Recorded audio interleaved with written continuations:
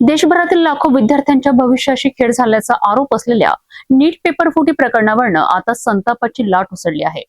केंद्र सरकार आणि राष्ट्रीय परीक्षा संस्थांच्या विरोधात विद्यार्थी संघटना आक्रमक झाल्या असून अमरावतीत NSUI अर्थात national student union of India ने थेट मशाल मोर्चाची घोषणा केली आहे। शिक्षण मंत्री धर्मेंद्र प्रधान यांच्या राजीनाम्याची मागणी करत विद्यार्थ्यांच्या न्यायासाठी रस्त्यावर उतरणार असल्याचा इशारा NSUI ने दिला आहे।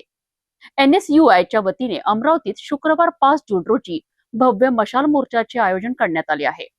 आयोजित पत्रकार परिषदेत या मोर्चाची माहिती देण्यात आली आहे। आताच मागील महिन्यापासून जो देशभरात एक शिक्षण व्यवस्थेत मोठा गोंधळ चालू आहे की नीटचा एक्झाम ही चौथ्या वेळेस पेपर फूट नीट प्रकरणात झालेली आहे। तर हे वारंवार याच गोष्टी होत आहे, यामुळे NSUI तर्फे देशभर तीव्र आंदोलन चालू आहे।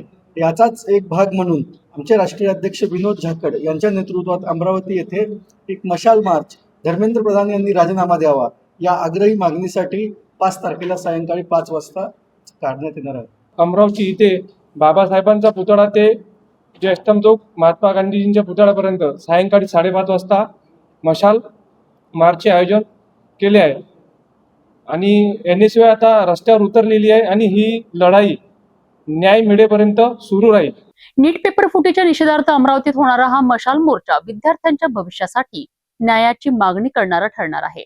या आंदोलनाला किती व्यापक पाठिंबा मिळतो आणि केंद्र सरकार यावर काय भूमिका घेते हे पाहणे महत्त्वाचे ठरणार आहे।